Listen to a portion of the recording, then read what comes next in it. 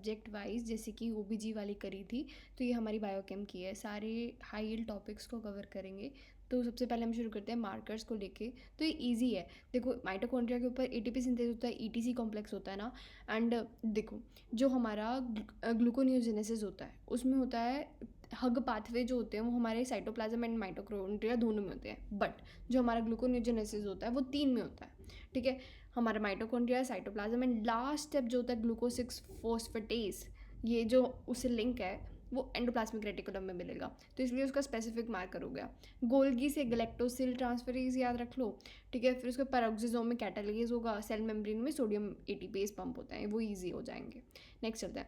Next है हमारे glycogen disorder. Glycogen disorder के अंदर क्या है, जीरो वाला ग्लाइकोजन सिंथेसिस ही नहीं होता, तो हमारे ना उसमें मसल्स दी होंगे, विदाउट एनी ग्लाइकोजन मेंशन होगा। वॉन ग्रिक डिसीज़, ये काफ़ी इंपॉर्टेंट है। देखो, ग्लूकोज 6 फॉस्फेटेस की डिफिशियंसी होती है। ठीक है, इसमें क्या होगा, हाइपोग्लाइसीमिया होगा ऑन फास्टिंग, बाकी सब कुछ इंक्रीज़ होगा, यूरिक एसिड, आप जो भी नाम लो सब कुछ इंक्रीज़ होगा। एंड इसका डिफरेंशियल अभी जो INICET में रिसेंटली पूछा है, तो उन्होंने बोला था कि हाइपोग्लाइसीमिया होता है फास्टिंग पे। ठीक है, वरना अदरवाइज वो बच्चा ठीक है। जबकि अगर हाइपोग्लाइसीमिया बोलते हैं after eating food, then that is our fructose. ठीक है, वो भी हम पढ़ेंगे। Okay, पोम्पे disease. पोम्पे होता है लाइजोसोमल डिसीज़ होता है। एंड एसिड माल्टेज या फिर alpha-1,6 ग्लूकोसेरिब्रोसाइडेज की डिफिशियंसी होती है। ठीक है, एंड हमारा बीटा ग्लूकोसिक सेरिब्रोसाइडेज कहाँ पर डेफिशिएंट होगा, हमारा गाउशर डिसीज़ में, याद रखना है। थर्ड वाला आता है कोरी। कोरी को 4B भी बोलते हैं। ABCD से याद रख लो। ठीक है, ABCD कैसे, एंडरसन इज ब्रांचिंग की डेफिशिएंसी, ब्रांचिंग 1-4 होता है, डी ब्रांचिंग 1-6 होता है। ठीक है, तो CD ABCD, इसी में और भी खास बात है कि A के अंदर A आएगा माइलोपेक्टिन, जिसको हम लीवर प्रेसिपिटेट्स भी बोलते हैं, एंड C के अंदर D आएगा, दैट इज डेक्स्ट्रिन। ठीक है, DD एंड AA हो जाएगा, इजी हो गया। ठीक है, लेकिन याद रखना कि देखो, आप काउंट कर रहे हो ना फिंगर पे, 0 पे ग्लाइकोजन बन नहीं रहा, फिर वॉनगर की आता है, फिर सेकंड पे पॉम्पी आता है, इसमें हार्ट एंड हाइपोटोनिया मिलेगा। ठीक है, हार्ट का इन्वॉल्वमेंट खास है। एंड C के अंदर जो हमारा कोरी 4B आता है, वो कोरी पहले आएगा, बाद में A आएगा। ठीक है, AB फिर CD उल्टा है। फिर आएगा हमारा मैकार्डल 5th नंबर पे, जिसमें क्या होता है कि हमारी एक्सरसाइज की इंटॉलरेंस होती है, बच्चा एक्सरसाइज नहीं कर पाता। सेकंड फिनोमिना का मतलब क्या है, वो रेस्ट लेगा फिर वो ठीक हो जाएगा। मसल्स का ग्लाइकोजन फॉस्फोराइलेज कम होता है इसलिए। एंड 6th वाले में हमारा लीवर का ग्लाइकोजन फॉस्फोराइलेज कम होता है, वो हर डिसीज़ होती है, वो इतना खास नहीं है। टॉरी डिसीज़ जो होती है ना, उसके अंदर फोस्फोफ्रक्टोकाइनेज की डेफिशिएंसी होती है, जो कि बहुत इंपॉर्टेंट है। तो इसमें भी हमारा मिलेगा एक्सरसाइज इंटॉलरेंस, बट इसके साथ हमें मिलेगा हीमोलाइसिस, वो करेक्टरिस्टिक है। ठीक है, तो ऐसे आप डिफ्रेंशिएट कर सकते हैं। नेक्स्ट चलते हैं हम। नेक्स्ट के अंदर हमारे ETC के कैसे होते हैं इनिबिटर्स। तो देखो, ETC जो होता है ना, हमारा इनर मेम्ब्रेन के ऊपर होगा। इनर मेम्ब्रेन में हमारे सारे कॉम्प्लेक्सेस लगे हुए हैं, तो ऐसे करके हमारे पास 5 कॉम्प्लेक्सेस हैं। पहला कॉम्प्लेक्स जो है वो हमारा NADH से एसोसिएटेड होता है, सेकंड वाला FADH से एसोसिएटेड होता है। तो NADH हमारा असल में ना 2.5 ATP बनवाने में हेल्प करता है, एंड FADH 1.5, ये याद रखना है। अब N is link to vitamin B3, ये कैसे लर्न करेंगे, विटामिन B3 इज नियासिन, तो न से न, नियासिन NADH। ठीक है, हो गया। अब 1 के अंदर 1 आएगा, तो रोटेंडोन, इन सब के अंदर। अब मैं वो बता रही हूँ जिसमें कन्फ्यूजन हो सकती है। बारबीटोन बोलो इसको, तो उसमें 1 आ गया। मेटफॉर्मोन बोल दो इसको। ठीक है, मेटफॉर्मिन को बोल दो, क्या जा रहा है, तो कॉम्प्लेक्स 1 को इनिबिट करेगा। सेकंड वाले के अंदर आता है FADH, तो मैलोनेट होता है इसका, तो एक वो फेमस, ठीक है, सक्सिनाइल डिहाइड्रोजिनेज भी बोलते हैं इसको। ठीक है, तो मैलोनेट इनिबिट्स B2। अब आपको क्या याद रखना है कि कॉम्प्लेक्स जो थर्ड जो होता है ना, उसको साइटोक्रोम C बोलते हैं, ये याद रह जाएगा, बट 4th को भी बोलते हैं। तो इसमें डिफरेंस क्या है, ऑक्सीडो रिडक्टेज, ये वर्ड आपको पूरा याद रखना। ऑक्सीडोएशन भी हो रहा है यहाँ पर, रिडक्शन भी हो रहा है। ये आयरन को करते हैं, साइटोक्रोम्स जो होते हैं ना हमारे, आयरन को ऑक्सीडेज एंड रिडक्टेज करते रहते हैं। अब ये क्या करेगा, एंटी-3 अब इसमें कन्फ्यूजन कहाँ आता है, ओलिगोमाइसिन एंड एंटी-3 में। देखो, ओलिगो-3 अच्छा लग रहा है, नहीं, एंटी-3 अच्छा लग रहा है, तो एंटी-3 3 में आएगा। BAL इज़ 1 2 3, तो थर्ड के अंदर आ जाएगा। हाइपोग्लाइसेमिक ड्रग जो हमारी रह गई हैं वो इसके अंडर आएंगी। फिर आता है 4th, जो साइटोक्रोम C ऑक्सीडेज होता है, इसको हमने बड़ा नाम दिया था क्योंकि यहाँ पर देखो विटामिन की इंपॉर्टेंस दे रहे थे हम, यहाँ पर अब विटामिन की इंपॉर्टेंस नहीं दी, तो उसको थोड़ा बड़ा नाम दे दिया। अब इसको इंपॉर्टेंस क्या देंगे, एक नाम छीन लिया तो इसमें बहुत सारे फंक्शन होते हैं। एक तो आइड इसको वो इनिबिट करता है। एंड फंक्शंस क्या होंगे, फाइनल इलेक्ट्रॉन एक्सेप्टर ये होगा। एंड इलेक्ट्रॉन को एक्सेप्ट करने के बाद पानी कौन बनाता है, that is our fourth complex. ये इंपॉर्टेंट है क्योंकि पानी बना दिया अब उसके बाद तो सीधा एटीपी बनेगा। तो फिफ्थ के अंदर ना दो चीज़ें होती है, एक होता है एटीपी सिंथेज एंड एक होता है ये हमारा कॉम्प्लेक्स। ठीक है, इसको इनिबिट करता है हमारा ओलिगोमाइसिन एंड एटीपी सिंथेज को इनिबिट करेगा हमारा एट्रा। बस इतना पढ़ो, आगे पढ़ने की जरूरत नहीं है। एंड एक बोंकेक्रिक एसिड भी आया है, ठीक है, बर्कोल्डेरिया से एसोसिएटेड होता है, ज़्यादा कुछ जानने की जरूरत नहीं है। आइड्स में एक खास बात बता देती है, एक होता है सोडियम अजाइड। एयर बैग जो होते हैं ना उसके अंदर होता है, जो हमारे कार एक्सीडेंट वगैरह पे खुलते हैं ना एयर बैग्स, उनके अंदर वो होता है सोडियम अजाइड। ठीक है, बाकी कार्बन मोनोऑक्साइड ये सब तो आपको पता, अंगीठी के अंदर होगा। एंड हाइड्रोजन सल्फाइड होगा। अच्छा, हाइड्रोजन सल्फाइड की आपको वो पता है कि कौन सी स्मेल आती है, उसमें से एग वाली स्मेल आती है। ठीक है, ये सब हो गया। नेक्स्ट चलते हैं, अनकपलर्स के अंदर होता है 2,4 डाइनाइट्रोफेनॉल। ठीक है, thyroxine, long chain fatty acid and aspirin की हाई डोज। ये सारे क्या होते हैं, एटीपी को प्रोड्यूस करने के बजाय इंस्टेड हीट वगैरह प्रोड्यूस करते हैं, ऑक्सीजन, बाकी सब चीज़ इंक्रीज होगी इंस्टेड ऑफ एटीपी। अगर वो कुछ क्वेश्चन दे कि आपका ना ये एटीसी कॉम्प्लेक्स हमने जो है इनहिबिट कर दिया, उसके इन रिटर्न में ऑक्सीजन बढ़ गया, ऐसा कुछ आ जाएगा, फिर मेटाबॉलिज्म बढ़ गया, तो आपको अनकपलर्स के बारे में सोचना है। एटीपी नहीं प्रोड्यूस हुआ एंड कुछ और बढ़ रहा है, तो इट मीन्स अनकपलर्स। सिर्फ एटीपी इनहिबिट हो रहा है, तो फिर उनमें से ये सारे आएंगे। ठीक है, नेक्स्ट चलते हैं। ओके, तो नेक्स्ट है हमारा इनहिबिटर्स बाकी सारे। अब इसको इजी बनाने की कोशिश की है। देखो, सबसे पहले अपन इंटरेस्टिंग पे चलते हैं।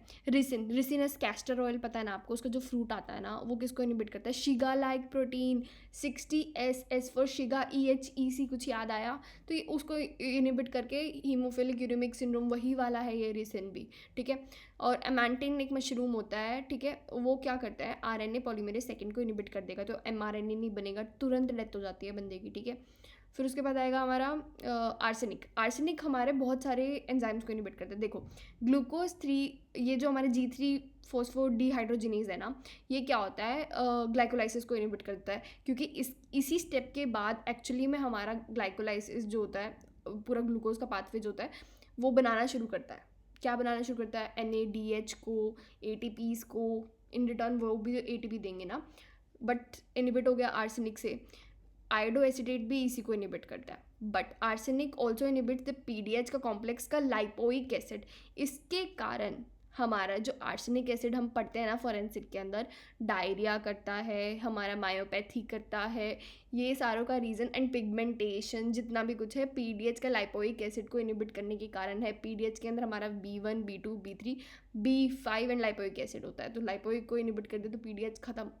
ठीक है, उसके बाद अल्फा कीटो डीहाइड्रोजिनेज को भी करता है इनहिबिट। ओके, नेक्स्ट आता है, और इसके साथ और कौन सा एसोसिएटेड होता है, हमारा विटामिन B1। ठीक है, अब चलते हैं फ्लोराइड क्या होता है, ग्रे वाइल के अंदर होता है। ग्लूकोज एंड अल्कोहल एस्टिमेशन अगर हमें करनी होती है तो इनोलेज को इनहिबिट करेगा एंड हम इसको यूज़ करते हैं। फिर आता है फ्लोरोएसिटेट जो कि एकोनिटेज को इनहिबिट करता है, जो कि TCA का पार्ट है। मेलोनेट सक्सिनाइल डीहाइड्रोजिनेज है हमारा, आयरन एंड कॉम्प्लेक्स सेकेंड को इनहिबिट करेगा, जो कि अभी अपन ने पढ़ा था। एमांटिन ये सब अपन ने कर लिया, गुड। नेक्स्ट चलते हैं, एनाप्लोरेटिक रिएक्शन का एक्चुअली मतलब क्या होता है, जो TCA साइकिल को रिप्लेनिश करे। TCA साइकिल हमारी माइटोकॉन्ड्रिया में बहुत इंपॉर्टेंट है हमारे लिए। तो कौन कौन से स्टेप्स होते हैं, सबसे फेमस होता है पायरुवेट का ऑक्सैलोएसिटेट के अंदर कन्वर्ट होना। ठीक है, इसके अलावा हम लर्न करते हैं टोस्टिनोटी, तो एस्पर्टेट जो होता है ना, वो भी हमारा ऑक्सैलोएसिटेट को कन्वर्ट करता है। ठीक है, एक हमारा निमोनिक होता है PMS का मतलब क्या है, propionyl to malonyl to succinyl choline, जो कि हमारा सक्सिनाइल कोए लिख दो, जो कि हमारा क्या है, TCA का पार्ट है। ग्लूटामेट से अल्फा कीटोग्लूटारेट हो जाएगा, वो भी हमारा TCA का है। ये यूरिया साइकिल को लिंक करता है, ये इंपॉर्टेंट है। ठीक है, फिमोरेट से मेलोनेट बनेगा, मेलोनेट से ऑक्सैलोएसिटेट बन जाएगा। एंड अब वो पूछे एनाप्लोरेटिक रिएक्शन, ठीक है, which is linking the urea and TCA, उसमें आप कौन सा करना है, fumarate, because it is giving the substrate for TCA। एनाप्लोरेटिक का मतलब ही ये था। लेकिन अगर पूछें कि linking reaction between urea cycle and TCA, ठीक है, अब सही बोल रहे हो आप कि फ्यूमरेट भी है, बट इन्होंने लिंकिंग वर्ड यूज़ किया है, एनाप्लोरेटिक नहीं, तो वो पूछ रहे हैं अदर। तो हमारा अमाइन ग्रुप जो होता है ना यूरिया के अंदर, अर्जिनोसक्सिनेट एक प्रोडक्ट होता है, उसको एस्पार्टेट देता है, तो एस्पार्टेट आंसर करना। ठीक है, TCA में भी होता है ये एंड इसमें भी होता है, यूरिया के अंदर भी। नेक्स्ट चलते हैं, नेक्स्ट है हमारे ग्लूट्स एंड SGLT। SGLT 1 क्या है, इंटेस्टाइन, 1 से इंटेस्टाइन हो गया, 2 से 2 फॉर किडनी, ठीक है, 2 फॉर किडनी को भी हम आगे भी लेकर जाएंगे सेम।